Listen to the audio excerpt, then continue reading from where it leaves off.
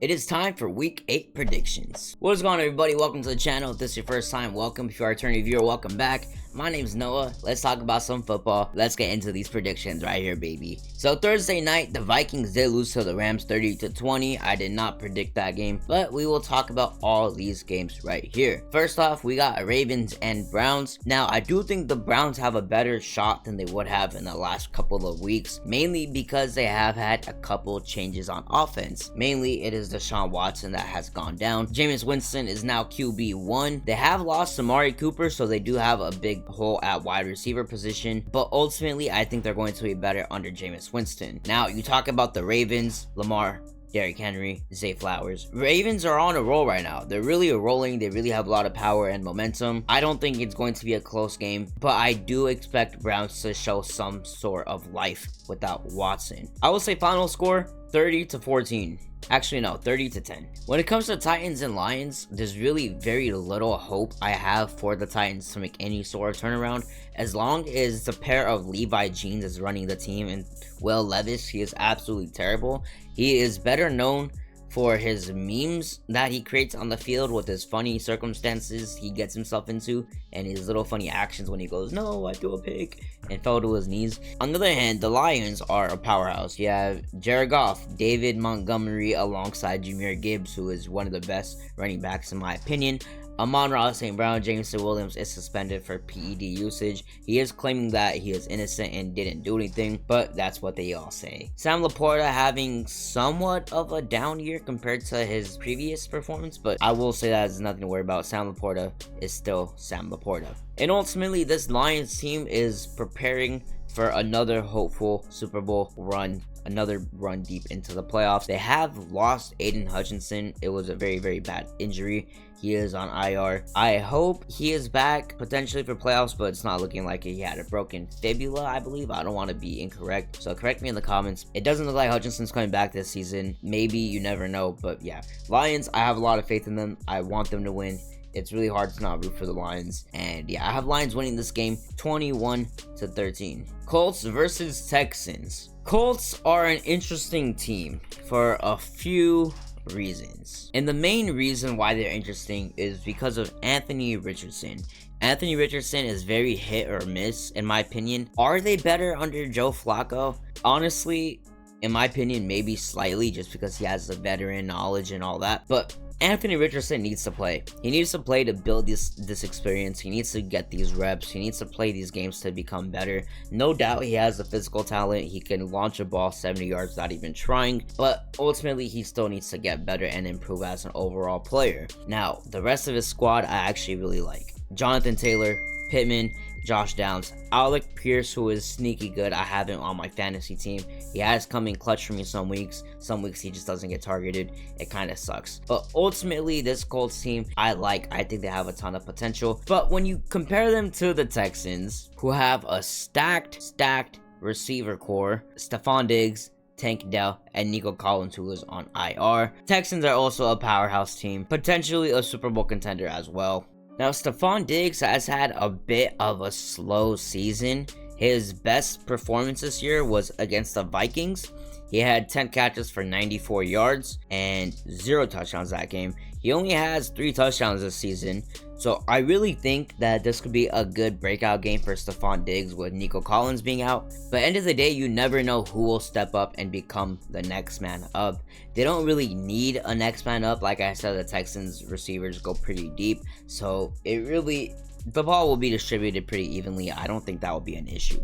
I have Texans winning in a somewhat close game. We'll say 28-24. Packers and Jaguars, I'm not even going to bother waste my breath with an analysis for this one. Packers are going to win, no brainer. This is going to be a blowout. Jacksonville is terrible in every aspect. They do have a good young receiver in Brian Thomas Jr. And I like to kind of shit on Trevor Lawrence and say he's a bust and he's garbage and he hasn't done anything, which he really hasn't. But ultimately, Brian Thomas Jr. could be the weapon and the wide receiver one that he needs. Will help him build chemistry and build something on his offense. Will he? Honestly, I have zero faith in Trevor Lawrence. I really don't think so. But you never know. Jaguars could surprise everybody and take down the 5-2 Packers. I have the Packers winning though. I think this will not be a close game by any means.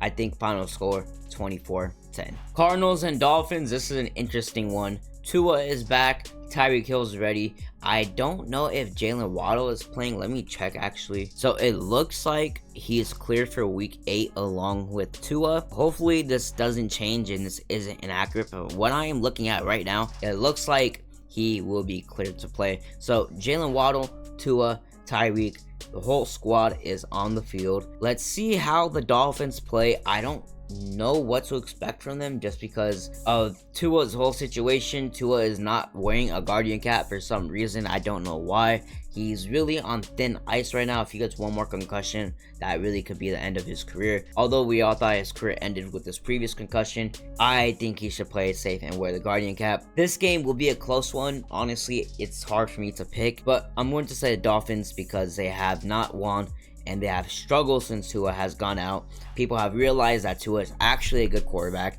People were saying Tua's trash. Tua goes out. They're stuck with Skylar Thompson, and they're like, oh wait, Tua maybe was good. I'm going to take Dolphins in this one. This will be a close game. I don't have a score for this one, but this will be within 6 points. Jets and Patriots. Listen, Drake May is heating up.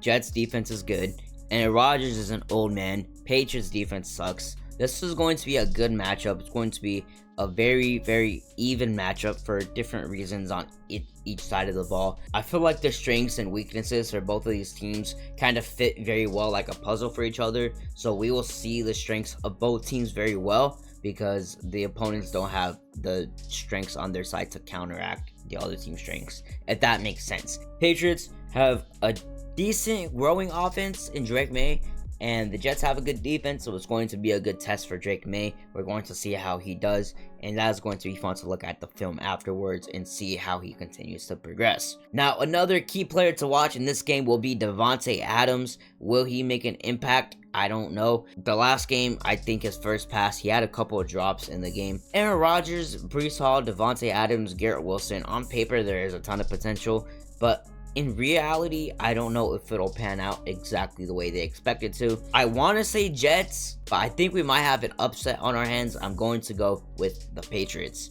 This will be a close game. I don't have a score for this one either, but potentially decided by 3. Falcons and Bucks. Now, a week or two ago, this would have been a very, very, very good and fair matchup, but unfortunately, the Buccaneers were hit with a catastrophe of injuries last week. They lost Mike Evans. I believe it was a hamstring injury. They lost Chris Godwin in the final minute. He literally broke his leg. I think, I don't want to be wrong here. I don't like spreading this information.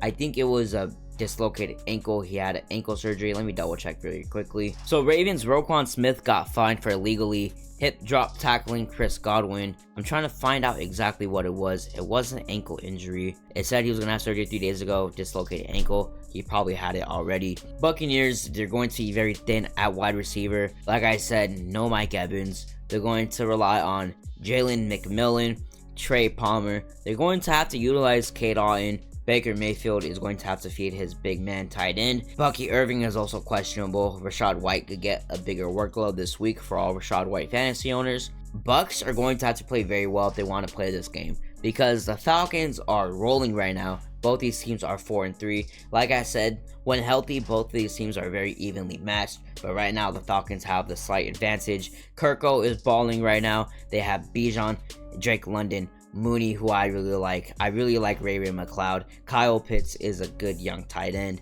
And ultimately, I think Falcons have every advantage for this game. If they make a ton of mistakes, they will lose, and that is a given for almost any team on any given day. But like I said, the Bucks have to play perfect. The Falcons can make a few mistakes and still win. And for that reason, just because they have more flexibility, I think the Falcons are going to win this game and remain first in the NFC South. Final score, I have 28-24 Falcons. Maybe I'm giving the Buccaneers too much credit for putting up 24, but I believe in Baker. I like Baker.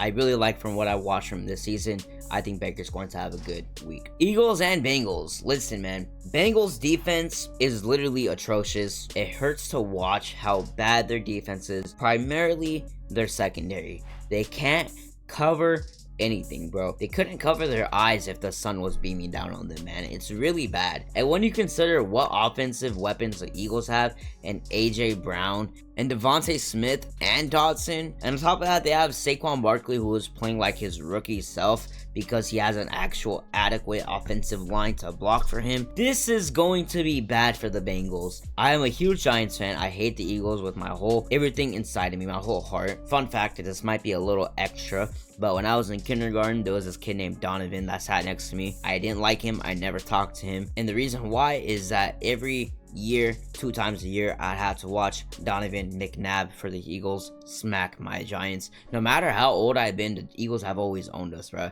Whether it was Donovan McNabb, Mike Vick, Hulu has live sports. It doesn't matter, man. They always beat us. We can never beat the Eagles. Anyways, the Eagles have every advantage for this game. I don't see how the Bengals could pull this out. I would like them to, but I have the Eagles winning. And honestly, a blowout. I'm going to say, I feel like a lot of my scores sound the same, but I'm going to say 21-10. Actually, scratch that. Bengals are going to put up points, but they're not going to stop the Eagles from scoring points. This is going to be 35-27. Yeah, 35-27. Okay, next up we have Saints and Chargers. The Saints are in a weird spot right now. Rashid Shaheed is out. Derek Carr is out. Spencer Rattler is a young quarterback who is next man up. They are testing him out, seeing how he does. Alvin Kamara is hot. The Saints are hard to gauge because they started off hot and then started sucking. Got a little banged up. Could they turn it around? Yes. Will they turn it around? I don't think so. Chargers, on the other hand, I feel like are on the come up. In 6 games, Justin Herbert already has 1,100 yards. He's averaging 194 yards a game with a 95.7 rating. J.K. Dobbins is having a decent year. He has 478 yards right now. I feel like decent is a slight disrespect towards him, but regardless, he is doing his job. Vlad McConkey is being a bigger receiver and playing a bigger role off the bat than I expected him to. He is currently Herbert's #1 target with 265 yards on the season and 2 touchdowns. Quentin Johnson has 3 touchdowns, but he has less yards and he gets targeted less, meaning McConkey is either open more or he is Herbert's first read. Honestly, I'll look at the film and bring the breakdown. Ultimately, out of the Chargers right now, I feel like this is a no-brainer. The Saints could pull this one off, but I really don't think so. Bills and Seahawks. Bills are playing phenomenal football. Mainly Josh Allen is playing phenomenal football. He has 10 touchdowns. He has 0 interceptions. He has, let me look at his yards right now. Josh Allen has 1,400 yards. He is currently 27 yards shy of 1,500. He has at 1,483 yards, 12 touchdowns, a rating of 108.4. And dude, he is playing lights out football right now, man. Is this the best season we've ever seen from him? I think so. I think this is going to be Josh Allen's best year we've ever seen. This could potentially be the year Mr. Fireball Josh Allen gets a ring. I think he is going to foil Patrick Mahomes' plans to 3P and take over the universe, and I think Josh Allen is going to steal that gauntlet from him for the time being. Listen, the Seahawks are no joke either. They have been up, they have been down, they have been all over the place this season. The Giants smacked them when we were favored to lose. K9 is a beast. I don't know how Geno Smith made it this far and actually became an NFL starter, but here we are nonetheless. JSN, I would like to see be a little bit more involved, but ultimately this will be a decent game. This won't be a very, very close game, but it won't be a blowout. It will be competitive the whole way through, unless Josh Allen just turns it all the way up and blows this one open early on. I do have the Bills taking this one fairly easily. I think final score, listen, I'm terrible final scores, but I really think Bills will win this game. I think final score will be 28-20. I have the Bills. Next up, and we're getting towards the end of the list here, I have the Bears versus Commanders. Now, this is going to be a very fun matchup. The main reason being is that this is 2 rookie quarterbacks who are both hitting their stride and finding themselves very nicely. You have Jaden Daniels for the Commanders, obviously, who is somewhat of a Lamar Jackson-esque type of player. He almost plays similar to him, very similar. His frame is a little bit small. Some people kind of worry about that. with him. They say that he is not durable, he is not built to last for a long time in the NFL, but ultimately I think he'll be fine. He'll probably gain some size and get a little bit bigger as he continues to go down his career in the NFL, but ultimately I like what I've seen from him so far. He has a good receiver in Terry McLaurin. They have a good young running back in Brian Robinson. For the first time in years, I think the Commanders are in a good position for the future. Now, talk about the Bears on the other end. The Bears went all in for Caleb Williams. The Bears literally went all in. They took the first overall consensus pick, Caleb Williams. They supplied him with a ton of receivers and help and weapons. They gave him an amazing defense that carried him in the first couple of games. And ultimately, as a rookie quarterback, you really can't ask for a better position. They traded for DeAndre Swift, who honestly I think could be a bit better, but that's besides the point. He has a veteran receiver in DJ Moore and Keenan Allen. He has a rookie receiver to build a connection with that he already has been in Roma Odunze, who was amazing. And he has a reliable tight end in Cole Kmet, who is also a beast. Now, this game is going to be a very fun one to watch. It is a nice 1 p.m. game, nice and perfect midday, right after when you're watching 10 o'clock games, but I take a little nap. This game will keep you awake. Now, the main keys to victory for this game is going to be defense on both sides of the ball. I think the Bears have the advantage because they have a slightly better defense. The Bears have slightly better offensive weapons as well than the Commanders. And ultimately, I think the Bears are going to take this in a very close one.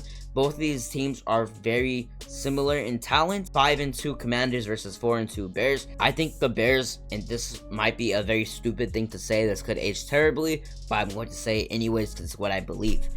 I believe the Bears, although they are a very young team alongside the Commanders, I believe they are slightly more refined. Maybe it's because of that veteran presence in DJ Moore and Keenan Allen, but I think this team is slightly more evolved and mature than the Commanders. I think the Commanders are a bit younger and still need to identify themselves a bit more. I think the Bears are doing a bit better at that.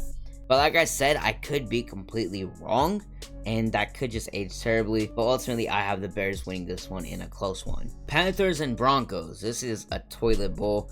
Nobody wants to watch this. I have the Broncos. I'm not even going to waste my time on this, man. No, I'm not even going to talk. No, Panthers suck, dude. I'm sorry, Panthers fans. If there's any Panthers fans, first off, I'm sorry. For one, you have to watch your team. And I'm sorry because you made it 20 minutes into the video and I'm not even talking about them. Chiefs and Raiders. Listen, Chiefs are 6-0. I love Mahomes, but ultimately I'm starting to get tired of it. It's only a matter of time until they lose a game. Raiders are 2-5. They lost Devontae Adams. Jacoby Myers going to have to step up. They are struggling at quarterback once again. Defense is going to have to punish Mahomes. Kind of like the previous game, Commanders and Bears. The Raiders' key to victory is going to be their defense and their defensive line. If they can pressure Mahomes, who has, by the way, not played Mahomey this season, Mahomes is looking a little bit off. Mahomes has only thrown for 6 touchdowns this season. Although he has 1,389 yards, just shy of 1,400, he has only thrown for 6 touchdowns and he has thrown 8 interceptions. I don't know what's going on with Patrick this season. I don't know if he's maybe just not even trying, just waiting for the postseason. But I think Mahomes is having a slight down here, so it's up to the Raiders to really exploit that and kind of make Mahomes uncomfortable and take advantage on defense and score every point they possibly can because they're going to need it. Raiders also have a history of giving the Chiefs a hard time. That's just some divisional things that happen. I had the Raiders pulling out an upset. We'll say 2017 Raiders. Cowboys and Niners, I don't want the Cowboys to win, but ultimately 49ers are very banged up right now. I think Deebo Samuel literally has pneumonia. Jawan Jennings is out. George Kittle is questionable. Brandon Ayuk is on IR. McCaffrey is still on IR. He is scheduled to come back, I believe, in 2 to 3 weeks. Right now, the Niners are just a mess. They are missing a ton of crucial key players. Now, if it was just like Deebo was out, then yeah, they're fine. They still have Ayuk. But Deebo, Ayuk, CMC, Jawan Jennings, Kittle, all potentially gone this week.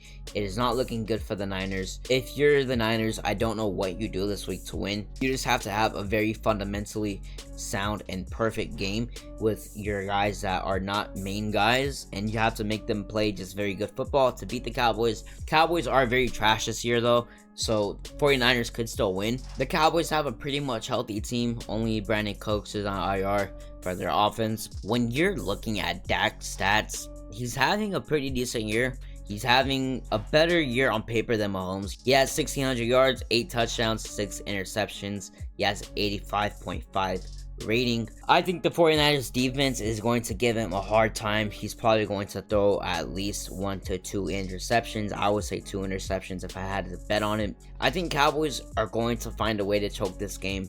I might be wrong on this. I have a bad feeling about this, so I'm going to say Niners in a close one.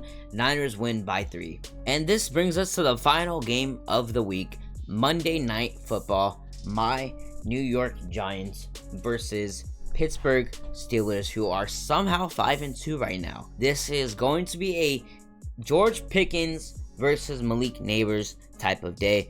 Both of these teams' defenses are not the greatest. Giants' defensive line is good. Our secondary is a weakness. Steelers, I feel like, I don't know, man. I feel like Russell Wilson's going to light up Banks on defense. I feel like he's going to pick on him. For some reason, Banks is great and terrible at the same time. I really don't know how I feel about Deontay Banks at the moment. He's constantly getting burned, I feel like, but he also has to guard literally Justin Jefferson's and Jamar Chase's in the NFL, so I really don't blame him too much. But the Steelers have a lot of potential right now.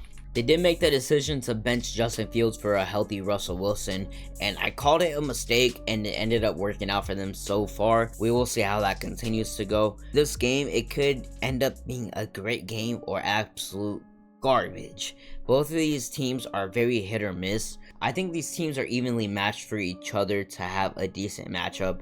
So I think this will be somewhat of a close game. I think it will be decided by a touchdown. We will have to see. I'm going to go with my Giants though. I have Giants winning by 7. And that is going to wrap it up for week 8, man. Let me know your guys' thoughts in the comments below. Who do you agree with on my picks? Who do you disagree with? Let me know who you guys think will pull the biggest upset this week. If you did enjoy the video, be sure to drop a like. If you enjoyed the content, be sure to go ahead and hit subscribe. And other than that, my name is Noah and I am out. Peace.